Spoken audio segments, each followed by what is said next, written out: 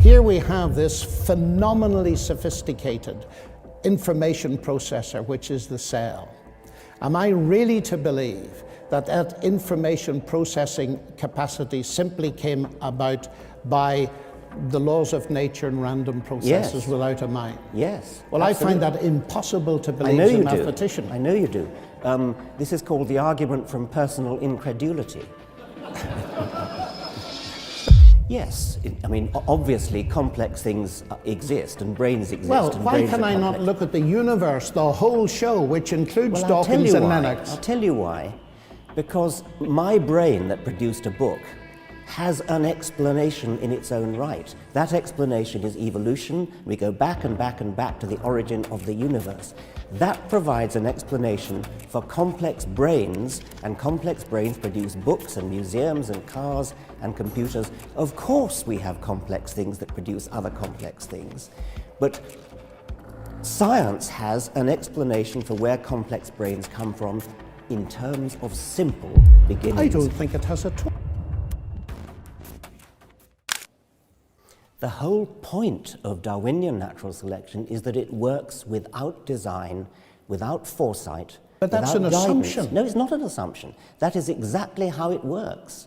Before Darwin came along, it looked perfectly obvious that even if evolution happened, there must be some guiding force to tell animals or plants how they ought to evolve. Natural selection is a blind force. The things that survive, survive. With hindsight, we can see that the ones that survive are the ones that are good at surviving. They have the genes that make them survive. Simon Conway Morris would not deny that. He's got some kind of, well, actually, I rather share his view of convergent evolution. We both of us are perhaps on the extreme end of Darwinians in that we emphasize the power of natural selection to home in on particular ends. Particularly, if you look around the museum, you'll see animals, marsupial animals from Australia that uncannily resemble non-marsupial animals, and Simon and I are both extremely keen on that. But that's produced by natural selection, as he would say. Natural selection is a mechanical, blind, automatic force. It's not, I can't say it's not guided, but there's no need for it to be guided. The whole point is that it works without guidance. But it could be guided. Or do you completely shut that out? I mean, why bother when you've got a perfectly good explanation that doesn't involve guidance? I mean, the why point is, you use words like something? you use words like blind and automatic. This watch is blind and automatic, but it's been designed. The words themselves do not shut out that notion. And it seems to me that the impression I'm getting is that what's coming through is that the whole process is so sophisticated, it itself is giving evidence of a rational mind behind it.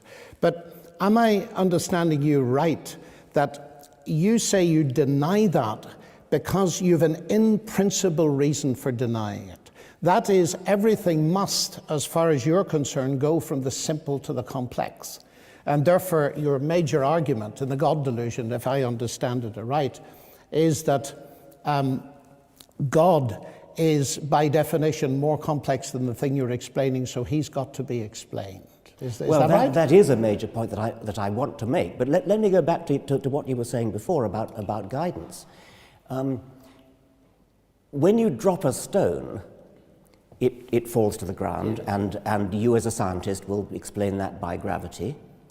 You wouldn't dream of saying, oh, there must be a God pushing it down. That's exactly what you're in effect saying with respect to evolution. Because we understand evolution in just the same kind of level as we, actually rather better level than we understand gravity. No, and this is a very important point, because I detected in many of your writings that you oppose God and science as explanations. When Newton discovered the law of gravity, he didn't say, marvelous, now I can know how it works, I don't need God. God is an explicator at the level of an agent, not a mechanism. So that we can study mechanisms in biology. The more sophisticated they are, the more that might well point towards an agent. You don't argue away the existence of an agent by showing that there is a mechanism. And I don't quite understand how you manage to get, if I understand you right, God and science as alternative explanations. Well, I think you do get rid of an agent if the agent is superfluous to the explanation. That when you're studying something that's happening, there may well be an agent, and it may, if you're watching a car driving along and avoiding obstacles and turning left and turning right, you say there is an agent controlling that car, and certainly there is, there's a driver. But if you don't need an agent to explain what's going on, and we don't in the case of biology, and we don't in the case of gravity. Of course, I accept that Newton was a theist. He lived in the 17th century and everybody was. But you don't need an agent. An agent is a superfluous explanation. It's a gratuitous grafting on of something that you don't need. Well, I find that unconvincing because even if you accept the whole evolutionary paradigm, it depends on there being a fine-tuned universe.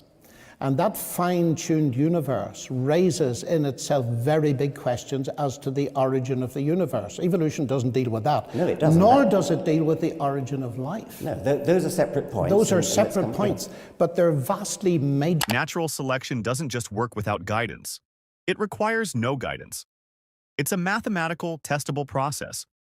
For example, in Richard Lenski's long-term E. coli experiment, running for over 75,000 generations, scientists observed bacteria evolve entirely new traits without any designer. It happened through random mutation and selection. No intention, no foresight, just biology. Dawkins is also right to compare this to gravity. When you drop a stone, you don't ask who's pushing it, because gravity is a law. Same with evolution. Once you understand the process, saying, God did it, adds nothing. It's like explaining lightning by saying Zeus threw a thunderbolt. It's outdated. Religious arguments like John Lennox's often rely on the God of the gaps. They insert God wherever science hasn't answered everything yet. But science progresses. Religion stays static. Christianity used to say Earth was 6,000 years old. Now we know it's 4.5 billion. Genesis says animals were created all at once. Fossils show they developed gradually over millions of years. The Bible gets biology wrong. Even the idea of a fine-tuned universe falls apart under scrutiny. If it were truly fine-tuned for life, 99.9999999% of the universe wouldn't be empty space, deadly radiation, or black holes. And if God designed humans, why would we have vestigial organs, like the appendix, or eyes with blind spots? Your points. They are, yes. As long as we were dealing with evolution, I was talking about evolution. If you want to move on to talk about these other things, I'd be very happy to move on. But the notion of things in principle going from simple to complex, and they must go that way, that seems to me to be your belief, your faith. Things must go from simple to complex? Yes. No. I mean, if things go from simple to complex, we need an explanation. Yeah, we Natural do selection is an explanation for that. It's the explanation in the case of biology. Well, let's go back to the level of the origins of the universe and the origin of life. Now, life, as we both know, has got this digital database. It's got a language all of its own. Now, the only thing we know of capable of producing language is mind. And yet you reject that. By definition, as an atheist, you must reject that. There's no mind behind this language. I do reject it. When you say the only thing we know that can produce language is mind, I mean, we know that what produces human language is mind. Of course we do, because that's human language. But DNA is not human language. Yeah, but DNA it's very sophisticated. It's very sophisticated, but it doesn't follow that it has to be generated by mind. But we know of no other conceivable way of it being generated. You see, because it seems to me from the mathematical point of view, I think you said this somewhere in a different context, junk in, junk out. Here we have this phenomenally sophisticated information processor, which is the cell.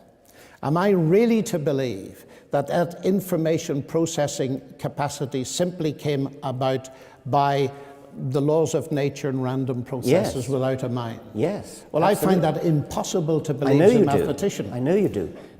This is called the argument from personal incredulity. But I could just reverse that and says your position is the argument from personal credulity. No, that rationality comes from irrationality, that mind comes from matter. To me, the biblical explanation in the beginning was the word, the logos. That makes perfect sense. And it makes sense of the fact that we can do science itself. But you haven't explained where the logos came from in the first place. Well, of course not, because the logos didn't come from anywhere. Well, then, in what sense is it an explanation? Because the notion that you say you have to ask who created the logos, that says that you're thinking of a created God.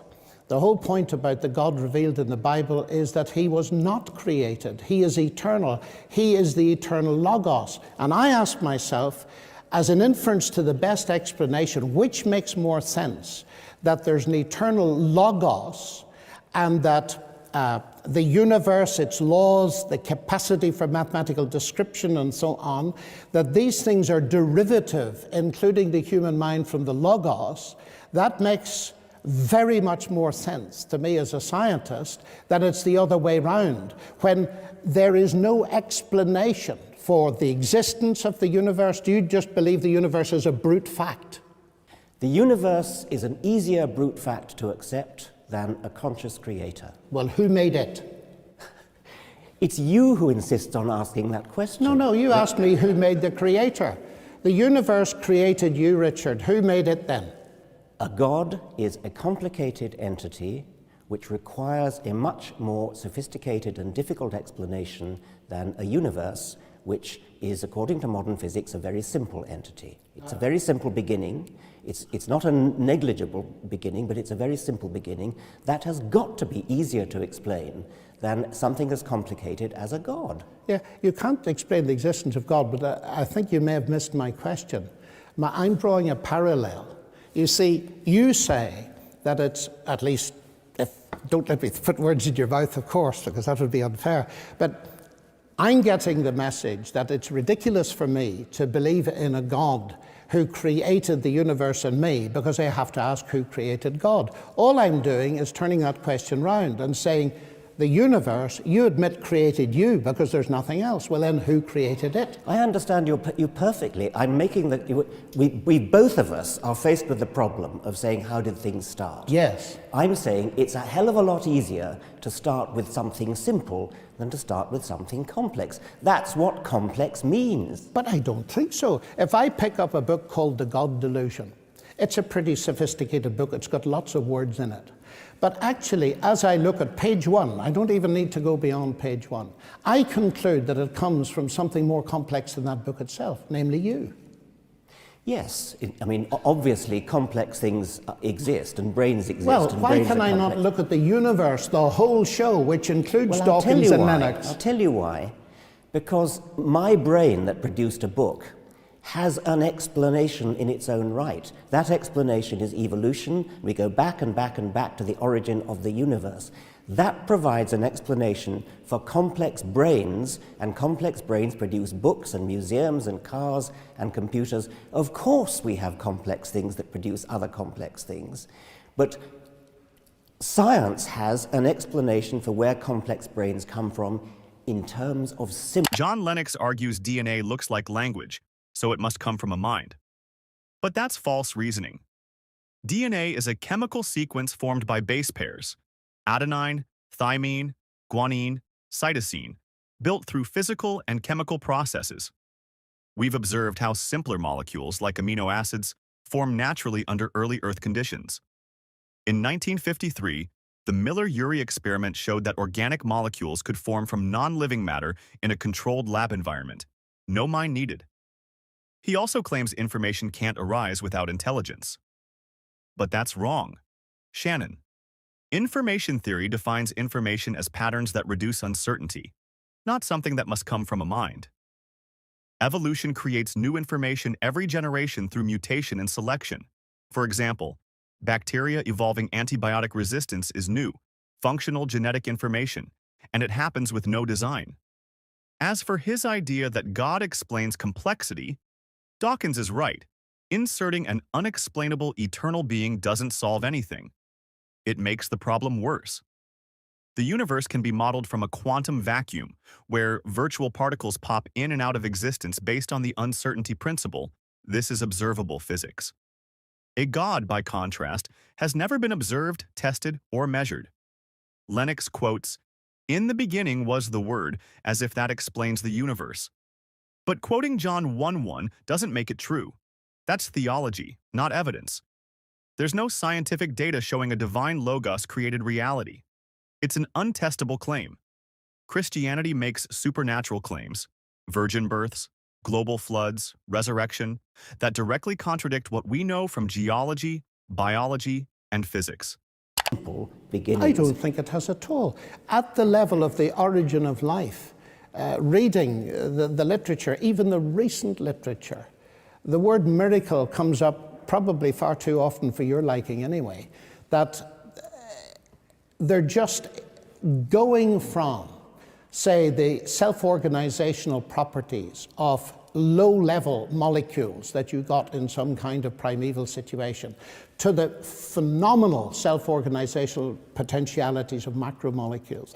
There's just no way you can get there. Well, you're asserting that there's no way. We don't yet know what it is because there's a lot of work yet to be done. Science doesn't yet know everything. There are still gaps. Yeah, but I'm not ruling out the fact that there's a physical side to it and so on. But it seems to me that the fact that the basic description of this ancient language, and it's a very ancient language of DNA, points much more arguably to the existence of a logos, a divine logos who started it, than the notion that it's going to be exhaustively explained in purely naturalistic terms. Because I would still go back to the point I made earlier, although I don't want to harp on it. This extreme reductionism removes from me the very rationality which we use to have the discussion. So that I'm not simply terribly tempted to believe it's all been designed. I believe it's all been designed, but that doesn't, and here's something else that I'd like to bring up in this, that doesn't stop science. I fear sometimes that your dichotomy, either God or science, might put some people off science because they'd prefer God, and that would be a pity. Well, you're hopping around from one topic to another, but so we could do the origin of life, we could do the idea of miracles, the idea that somehow my approach to science puts people off. But, okay, let's do the last one then. When you feel like it, you will smuggle in magic. You'll smuggle in magic for miracles in the Bible, you'll smuggle in magic for the origin of life. I can't explain the origin of life at the moment. I mean, nobody can, people are working on it. But you believe that it will have a naturalistic solution? Yes, I think that it is a cowardly cop-out to suggest that just because we don't yet understand something, therefore magic did it. Oh, well, I would agree with that. I mean, the God of the gaps idea. Well, but that's exactly what you're putting forward, the God of the gaps. You're saying, you're pointing to the origin of life, you're pointing to the origin of DNA and saying, oh, well, okay, Darwin's done everything after the origin of life, but he hasn't done the origin of life. No, that's the God of the gaps. I think what I'm saying here is that there may well be two kinds of gaps. That is, there are bad gaps that science closes. But could it not be that science can open some gaps? Now, what I mean by that is this. Your assumption, as I understand it, is that there's going to be an exhaustive, reductionist, naturalistic explanation of everything in scientific terms. I don't think so. Now, if there is a God, and if he created this universe, and if, as I believe, he is personal, then I would expect certain things to follow. One, that I would see evidence, not proof, but evidence in the universe that God existed. I feel I see that in the mathematical describability of the universe, in the fine-tuning of the universe, and so on, and in the marvelous sophistication of the world. I'd expect to to see God's traces there. I would also expect that there may be occasions when God speaks in special ways, and therefore the more we try to analyze those things in terms of purely reductionist science, it'll get more and more difficult instead of more and more simple. I wouldn't expect there to be many of those places. I think the origin of light might be one of them. And certainly when it comes up into more recent history, you mentioned miracles. The thing that is central for me is the fact that what you call petty, and I feel is vastly significant, because it's touching on something that affects every human being, the question of death. Now, if Jesus really literally rose from the dead as a matter of history, that makes an enormous difference to our view of the world. And so far from being petty, if this is God speaking to us, then I want to take it extremely seriously. Why do you think it's so petty? Well, of course it makes a huge difference if it's true. But yes, exactly. But you've suddenly leapt from sophisticated discussions of the origin of the universe, where one can have a proper discussion about whether some sort of cosmic intelligence could have set forth the laws of physics. And you suddenly jump to a man who lived 2,000 years ago, was born of a virgin, rose again from the dead. Well, I only did that because you mentioned it first at the beginning. I think that's petty. By comparison with the grandeur of the universe. I mean, to put my point again, do you really think that the creator of this magnificent edifice of the universe, the expanding universe, the galaxies, he really couldn't think of a better way to get rid of the sins on this one little speck of dust than to have himself tortured? He's the one who's doing the forgiving after all. Couldn't he just have forgiven?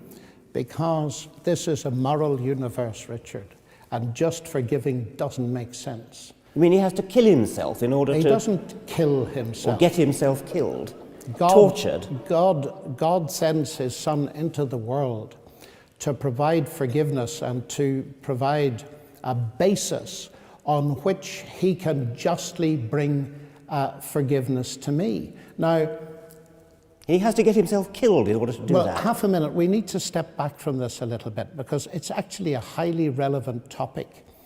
In your world, where is justice to be found? Well, justice is a human construct of great importance in human affairs, and it's something that most of us have a sense of, which I think probably can be given some sort of Darwinian explanation, but I don't see where you're taking. The RNA world hypothesis shows how self-replicating RNA molecules, precursors to DNA, could form naturally from basic chemistry. Peer-reviewed research from NASA, Harvard, and University College London shows that amino acids, nucleobases, and even sugars can form in space and survive planetary conditions. Life's building blocks don't need a miracle. They need time, pressure, and chemistry. Lennox brings up the language of DNA, but this is metaphor. DNA is not a human language. It's a biochemical sequence. Just like gravity or thermodynamics, it follows natural rules. Saying only a mind can write DNA is no different than saying only a mind can make snowflakes. It's false. His leap to Jesus' resurrection is even weaker. There is no physical evidence Jesus rose from the dead. The Gospels were written 40 to 70 years after his death, contradict each other, and reflect theological agendas, not historical records. The earliest Gospel, Mark, ends with no resurrection appearance at all in its oldest manuscripts. That's not reliable documentation. It's ancient mythology. Christianity says sin must be paid for with blood. But that's Bronze Age justice, not universal truth. Societies today have abandoned blood sacrifice because it's immoral and unnecessary. If God is all-powerful, he doesn't need to satisfy justice with violence. He could just forgive, like modern humans do. So here's the real question. If we've explained thunder, disease, and the stars without God, why cling to him for the origin of life or morality?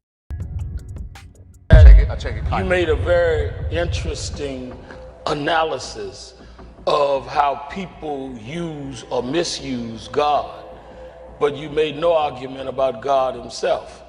and by attacking the quote wicked unquote use of God does not at all address the existence of God. Now, I didn't say that God was misused. I hope I wasn't so poorly understood by everybody.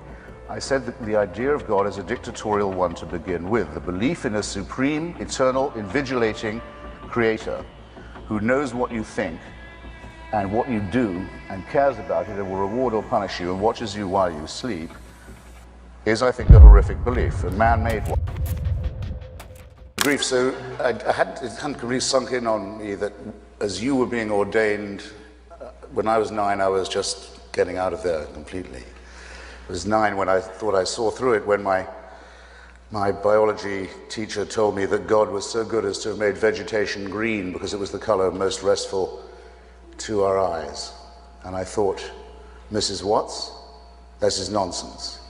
I knew nothing about chlorophyll or photosynthesis, nothing about the theory of evolution, nothing about adaptation, nothing of the sort. I just knew she'd got everything all wrong. And of course, the argument against faith, against religion, falls into two essential halves, not necessarily congruent, but I believe congruent. The first is, it's not true.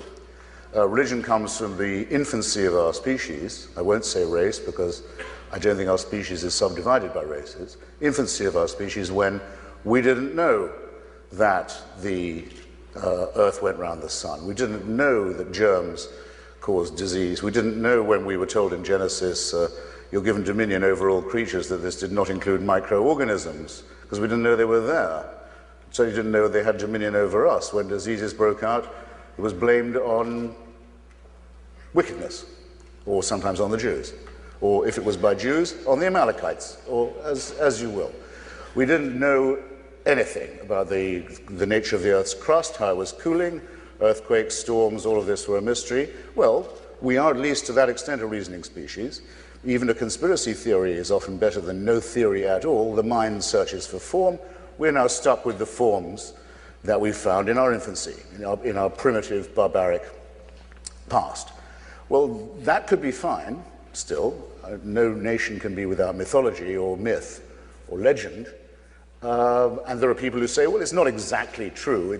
Virgins don't conceive, okay. Bushes don't burn forever, although why that would be so impressive, I've never understood. Dead men don't walk, and so on and so on. Okay, you're right, it's not really true. It does come from a rather fearful period of the Dark Ages, but at least it's nice to believe it. It teaches good precepts.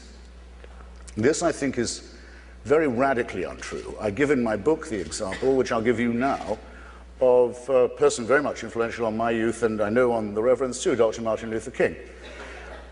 My friend Taylor Branch's book about Dr. King, I would rather call him Doctor than Reverend, because I'm sorry to say I think it's a higher title of honor. Taylor Branch's trilogy about him is called Parting the Waters, The Pillar of Fire, and At Jordan's Edge. And everybody literate here knows the story of Exodus and understands what Dr. King meant when he demanded that his people be free of bondage. But if you think about it for a second, it's a very good thing that the good doctor was only using this metaphorically.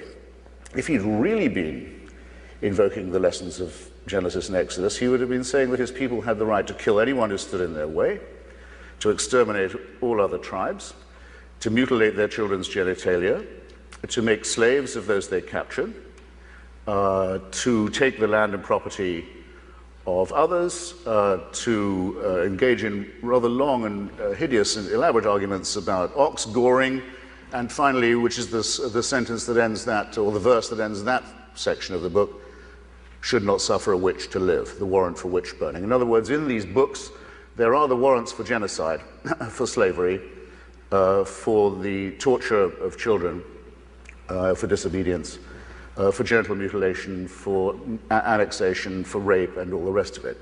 It's a very good thing that this is man-made. There are those who say that they wish they could believe, and I suppose a decent atheist could say that if only for lack of evidence he wishes he or she could. I can't be among their number. I'm very glad it is not true that there is a permanent, unshakable, unchallengeable celestial supervision, a divine North Korea in which no privacy, no liberty is possible from the moment of conception, not just till the moment of death, but until well after. I've been to North Korea, and now I know what a prayerful state would look like. I know what it would be like to praise God from dawn till dusk. I've seen it happen. And it's the most disgusting and depressing and pointless and soulless thing you can picture. But at least with North Korea, you can die and you can leave. Christianity won't let you do that, because I mentioned another thing about the Old Testament. The Old Testament may have, any Jews and Christians who like it may like this too. They may have genocide, rape, racism, all the rest of the things I've mentioned, but it never mentions punishment of the dead. When you're done, when you're in the mass grave into which you've been thrown as an Amalekite, it's over. Not until gentle Jesus, meek and mild, is the concept of hell introduced. Eternal torture, eternal punishment for you and all your family for the smallest transgression. I have no hesitation in saying this is a wicked belief. I've also no hesitation in saying, and I mustn't trespass on the Reverend's time, that we don't need it in two senses. One is it's wicked. Two, we have and always have had a much superior tradition.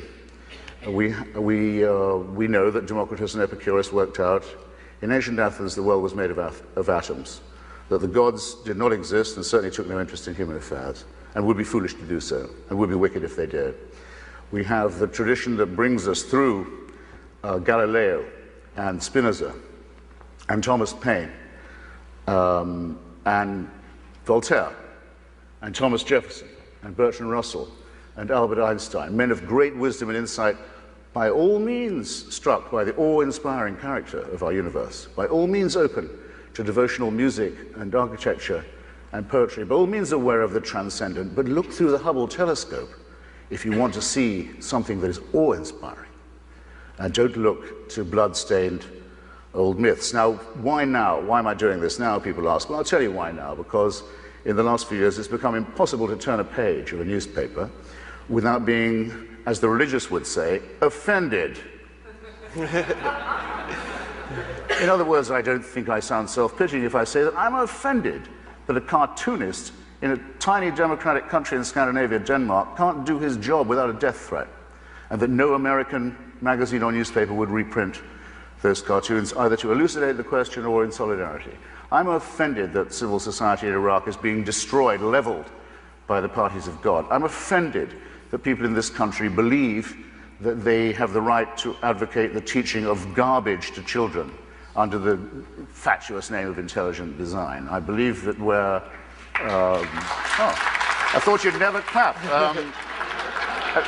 Just as I believe that where religion ends, philosophy begins, where alchemy ends, chemistry begins, where astrology ends, astronomy begins, and now the people will say, well, let's give equal time to astrology in the schools. It's nonsense, dangerous and sinister nonsense. The Pope says, AIDS may be bad, but condoms are much worse. What kind of moral teaching is this? And how many people are going to die for such dogma? You see what I mean? So, I'll be very brief. There's an end to this, an end particularly to the cultural cringe that says that if someone can claim to be a religious spokesman, they are entitled to respect. I have to say it in your presence, sir. I think that the title Reverend is something people should be more concerned to live down than to live up to. Thank you. When we look at history, it's clear that many core Christian claims collapse under basic evidence. The Genesis creation story says the earth was made in 6 days about 6,000 years ago, but geology, radiometric dating, and fossil records prove our planet is over 4.5 billion years old, and that life evolved over hundreds of millions of years. The Bible describes a global flood in Genesis 6 through 9, yet ice core samples from Greenland and Antarctica show uninterrupted layers of snow and ice dating back 100,000 years. No sign of a worldwide deluge. Scripture commands horrific acts. In 1 Samuel 15:3, God orders the slaughter of men, women, children, and animals. In Exodus 21:20-21, slavery is condoned outright. These are not moral foundations. They are relics of an ancient, tribal society. Science explains what religion once guessed at. Germ theory replaced the idea that disease is divine punishment. Evolution by natural selection supported by DNA evidence, explains life's diversity far better than intelligent design. The Hubble telescope shows galaxies billions of light years away, impossible in a 6,000-year-old universe. And Christian teachings still cause harm today. The Catholic ban on condoms worsened the AIDS crisis. Creationist lobbying undermines education, and religious intolerance fuels violence worldwide. When moral progress happens, abolition of slavery, women's rights, ending segregation, it's been driven by human reason and empathy, not by obeying Bronze Age texts. I think that I take it you kindly. made a very interesting analysis of how people use or misuse God, but you made no argument about God himself. And by attacking the quote wicked unquote use of God does not at all address the existence of God or non-existence of God.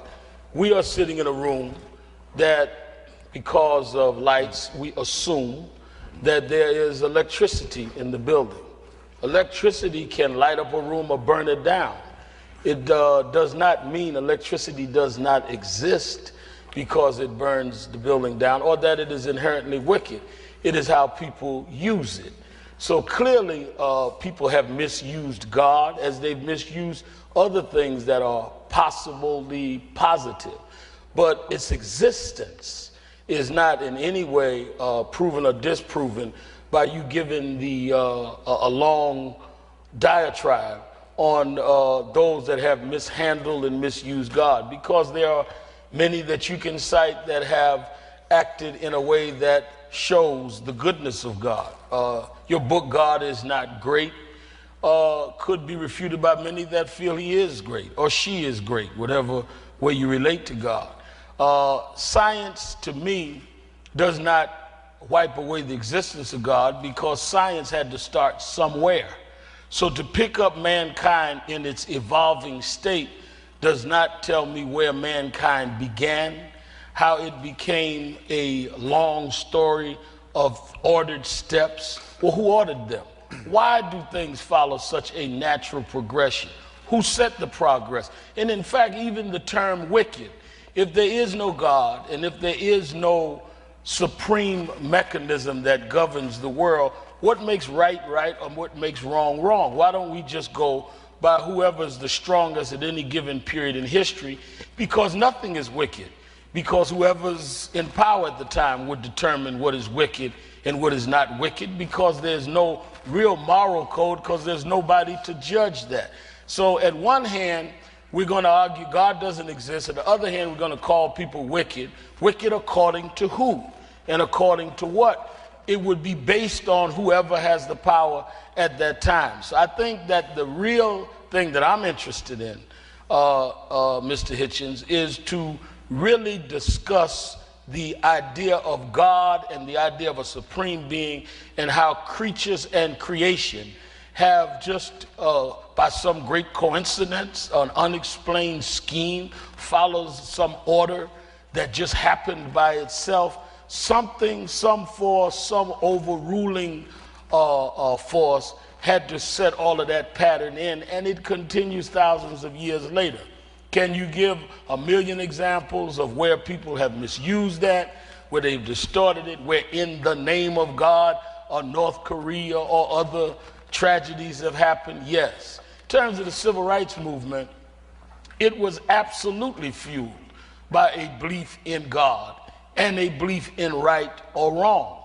And had not there been this belief that there was a right and a wrong, civil rights movement that you alluded to or that you referred to would not have existed, because what made it wrong for people to be slaves? What made it wrong for humans to be treated unequally?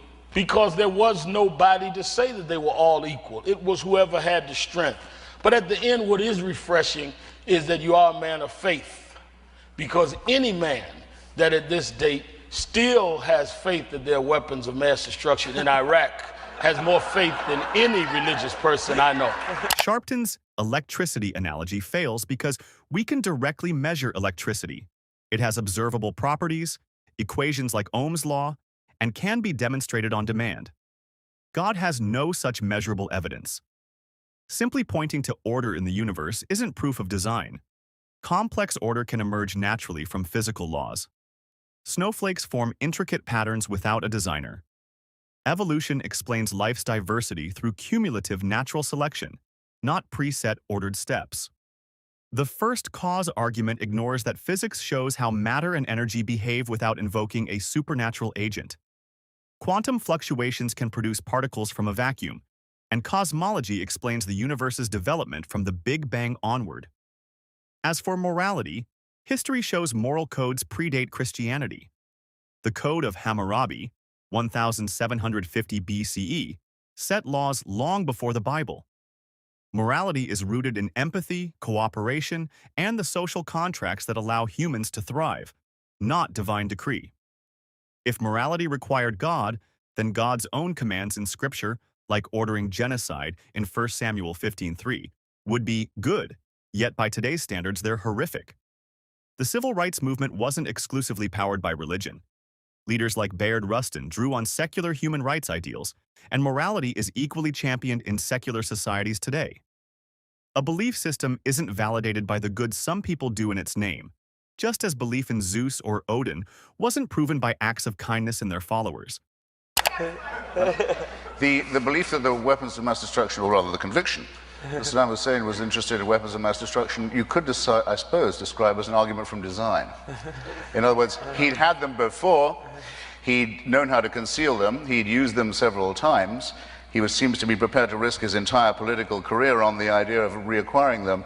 I would say that was not a belief that had no evidence, and I would say that anyone who treated him as if he was innocent on the subject would be a sap, actually, would be my short word for it. Second, on the civil rights movement, I expected you to be more assertive. I don't know what Dr. King's private convictions about religion were. I know that he studied Hegel, I know that he studied Marx, I know that among his very close entourage were a large number of secular socialists and communists. You know their names too. Stanley Levinson is probably the best known, but among the black civil rights leadership, Bayard Rustin, secular socialist, Philip Randolph, secular socialist trade union leader. These were the building blocks for the March on Washington, as was Victor Reuther and many others. The belief that it is illegal as well as evil to keep black Americans in subjection does not require any supernatural endorsement. It had been proved repeatedly in law and in morality and in ethics, and demonstrated in practice. The only thing that had always been consistently justified by the churches was initially slavery, the right to hold someone as a slave, biblically warranted, and the right to keep the races separate, which is endorsed by a church that, just to give a contemporary example, one of the current candidates for the Republican nomination is a member of a church, the so-called Mormon Church of Latter-day Saints, that until 1965 had it as an article of faith that the Bible separates the sons of Ham and makes them lesser. Well, I don't have to discredit a text like that because I don't think it has any authority. So in a sense, I return the question to you. Now, I didn't say that God was misused. I hope I wasn't so poorly understood by everybody. I said that the idea of God is a dictatorial one to begin with. The belief in a supreme, eternal, invigilating creator who knows what you think and what you do and cares about it and will reward or punish you and watches you while you sleep is, I think, a horrific belief. A man-made one, fortunately. I'm very glad there's no evidence for it. In case I was misunderstood, let me assert again, I think it's innately an awful belief. However, the cleverest theologian, and have been some, has never been able to demonstrate that such a person exists. It's impossible to do so. It's not possible either for me to demonstrate conclusively that no such person exists. That cannot be done either. But one thing can be done. A person who claims not to know only that this person exists, a task beyond our brain, but to claim to know his or her, I accept your correction, Reverend, mind, to say, I know, because I'm in holy orders, what this entity wants you to do, what he wants you to eat, who he wants you to go to bed with, and how he wants you to go to bed with them, what you may read, in what associations in private you may form, what thoughts you may have, That person is out of the argument now, it seems to me. We know that no one knows that. So the claim made by the religious that they know God, they know his mind, and they can tell us what to do in his name is, I think, exploded. Further, it is not argued by my side, at any rate, or by no one I know on it, that our presence here on the planet is something that is susceptible of a smooth, logical, reasonable explanation. To the contrary, we are still very much in doubt as to precisely how we came to be human and to separate ourselves from some of our common ancestors. And, we also know that of the species that have been on this small planet, in this tiny solar system, since the beginning of measurable time, of the number that were ever in existence, more than 98.9% have become extinct. A certain solipsism, I think, is required to believe that we, as a resulting species, are somehow the center of the created cosmos. This is not modesty, as the Christians call it. It's not humility. It's an unbelievably arrogant claim to make.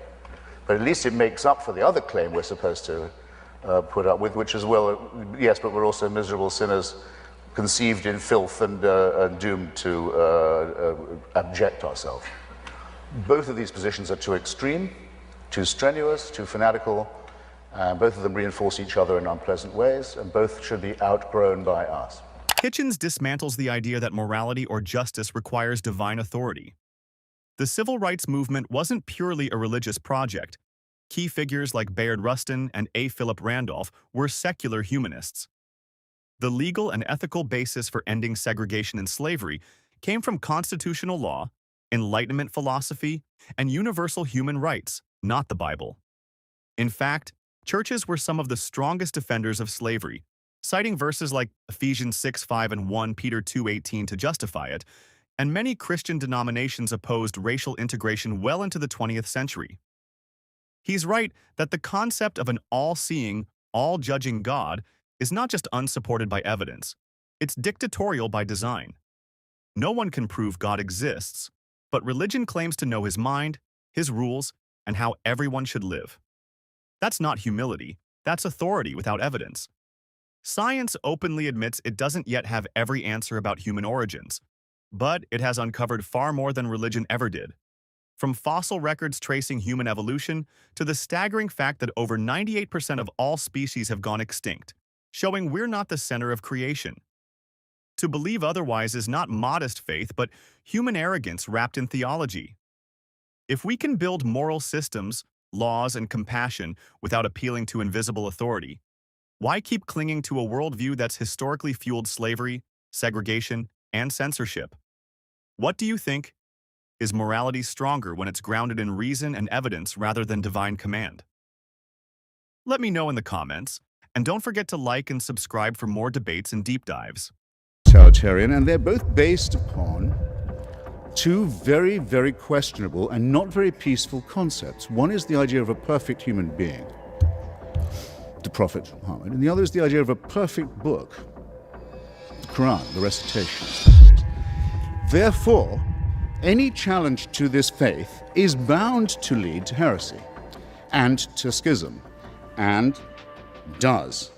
And just as all forms of absolutism and totalitarianism, leader worship and revealed truth, unalterable text, always do, because they can break, perhaps, but they cannot bend. And thus the latent potential of violence between them, among them, as well as within them, is very great. In which he ponders one very important question, the only one I've got time for now. What happened to the word Christendom? Remember, there used to be such a term. It used to extend across the world, and the hope is that it would extend even further. And it was unironically used to mean those areas of human civilization, and areas yet to be civilized, of course, where the word of Jesus Christ reigned or would reign.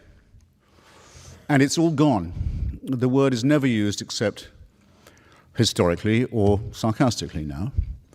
And McCulloch doesn't say it ended because of the Crusades, though he could. It didn't.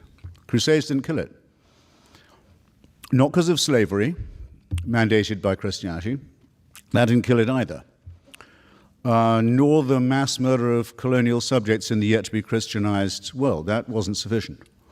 It didn't really end, he said, till 1914, when all the Christian empires of the world, Austria-Hungary, Germany, France, Britain, France is a slight exception to this, but only a slight one, and Russia, all of them commanded by Christian emperors and calling upon their subjects as Christians, went to war with each other and very nearly destroyed the whole human civilization, and certainly reduced it to a point where we can't guess where we might be if it hadn't been for this extraordinary outbreak of barbarism. And out of that came the terrors of fascism and of Stalinism, of which it was the seedbed as well.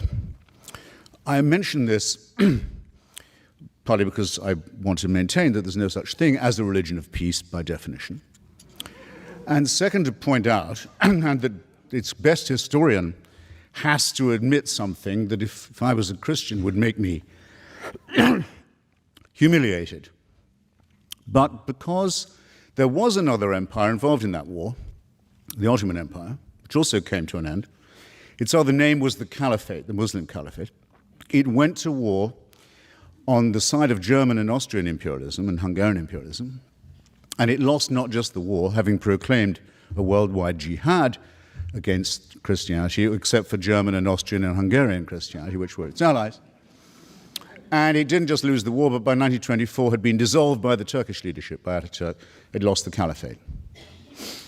And that's the only one that still has supporters. The other Christian and religious empires have all gone. But the caliphate still has fans, not just in the Muslim world, sometimes referred to by Muslims as the Dar al-Islam, the House of Islam, but also in what some Muslims call the Dar al-Harb, the House of War, the part of the world that isn't yet Muslim. There are caliphate clubs in London now and Berlin and elsewhere, quite important ones. And what I want to know is why that is and what we should think about it. Believers in this fantasy have, Laurie's spared me the need to say much of this, have committed extraordinary atrocities in Istanbul, in Madrid, in India, in the Philippines, in Indonesia, and of course in our own fair city. And the pretexts for it vary. They can be, the excuse for the mass murder can be that Australia has helped East Timor become independent from Indonesia. They can be that Newsweek has printed a false story about the desecration of a supposedly holy book. You never know what it's going to be next. But everyone knows to be careful about it, and everyone understands that the threat of violence that backs it is believable. And that's my opening position.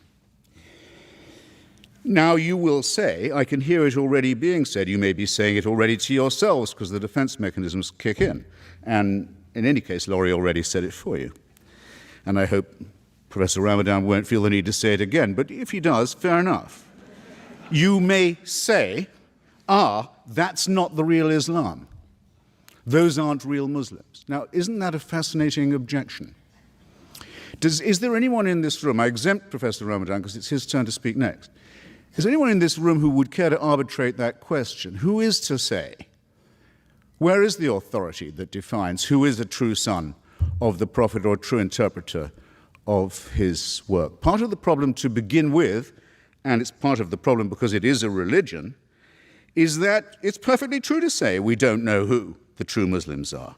How right that is, who does speak for it. Only the second problem with defining Islam as peaceful, only the second problem with defining it as peaceful has to do with the fact that it's highly fissile and highly schismatic, that there is a civil war going on within it, the religion of peace, as we speak. At least one civil war between the votaries of this religion of peace is already taking place, and some of it is exported outside that world into ours, very salient fact. The first reason, though, is this. Islam makes very large claims for itself, very large claims indeed. It claims to be the last and final religion, the last and final revelation. When you see bumper stickers, everyone says you can't reduce major things to a bumper sticker. It's not my idea to have bumper stickers saying Islam is the solution. It's a well-known slogan, actually, of parties associated with the Muslim Brotherhood. They say Islam is the solution for everything. It takes care of all your life and the one to come. Sexuality, political economy, banking, diet, relations with other religions, everything. It's a total solution. What is creepy about the word total? I hope I don't have to tell an audience like this. It's the first 5 letters of the word totalitarian. It's absolute. It's absolute. It's all-inclusive. It's unanswerable. And oddly, for a religion that makes such large claims, notice another thing about Islam, it doesn't particularly like having these claims questioned or scrutinized. In other words, just as there is with all religions an inverse relationship between the claims they make and the evidence they can produce for them, you must have noticed that, with Islam, a younger religion, and perhaps therefore more in its first flush, there's an extraordinarily strong willingness to say that any challenge to its absolutist claims is by definition profane.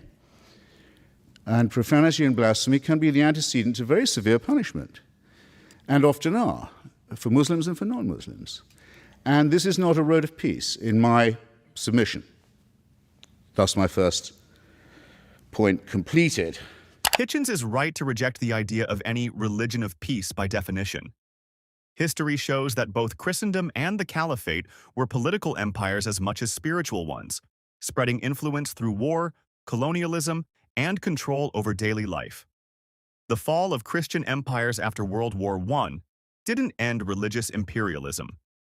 The Ottoman Caliphate was only dissolved in 1924, and yet the idea still inspires movements today that openly call for global religious rule. Islam, like Christianity in its imperial phase, makes sweeping claims that it is the final revelation, the ultimate solution to politics, economics, law, and morality. That's not just belief, that's a blueprint for totalitarianism. When a system declares itself complete and beyond question, dissent becomes heresy, and heresy becomes punishable, sometimes by death. This isn't hypothetical, from apostasy laws in countries like Saudi Arabia and Iran to violent reactions over cartoons or books. The pattern is clear. Any ideology that claims authority over every part of life, demands immunity from criticism, and enforces obedience with threats cannot honestly be described as peaceful.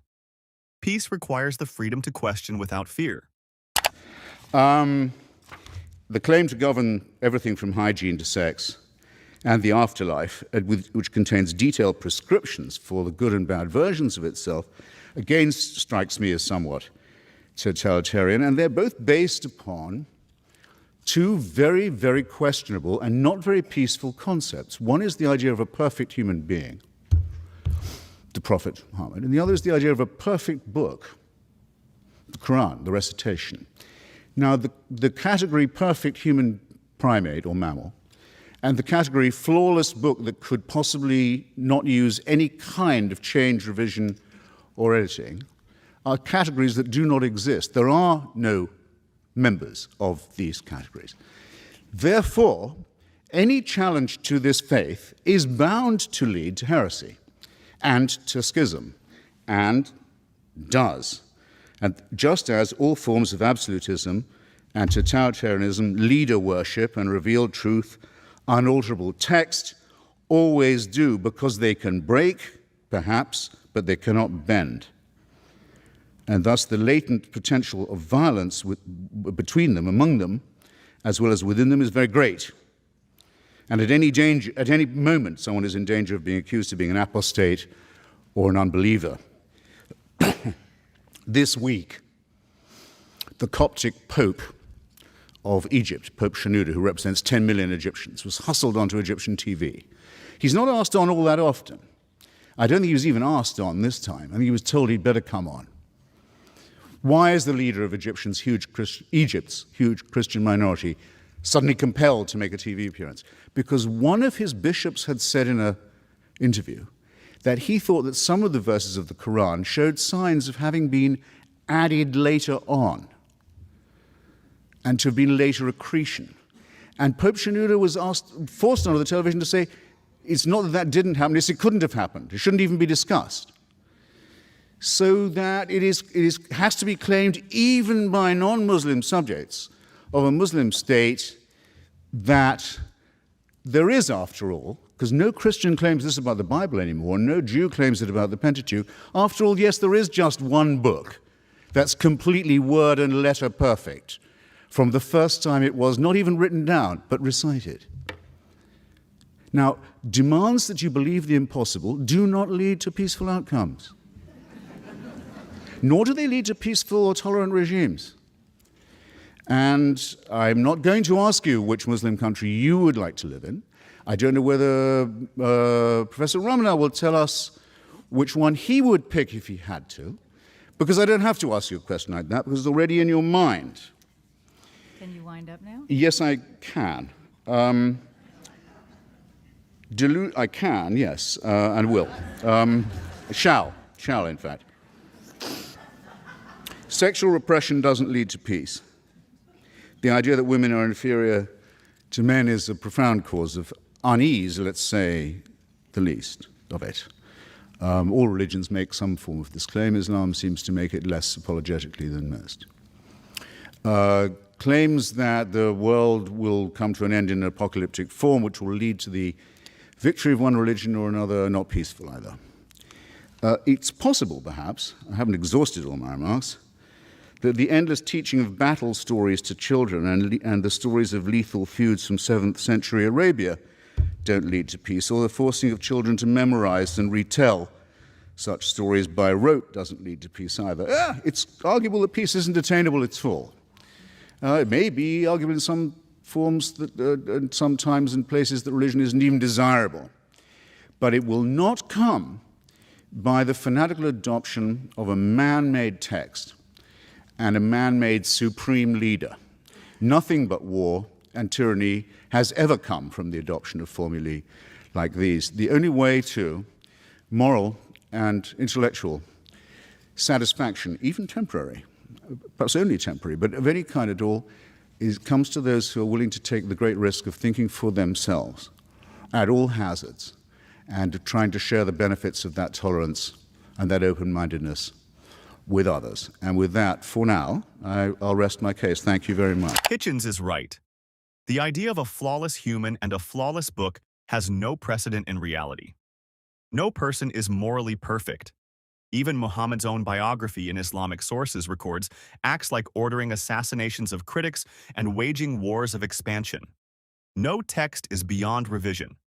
The Quran itself wasn't compiled until decades after Muhammad's death, and early manuscripts like the Sana'a palimpsest show textual variations.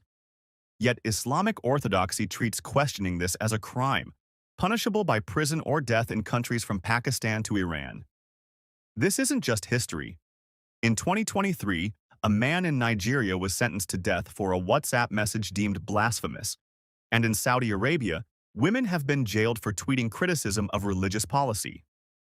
The belief that women are inherently inferior is codified in laws on inheritance, Quran 4:11, Testimony 2:282, and dress, fostering systemic inequality.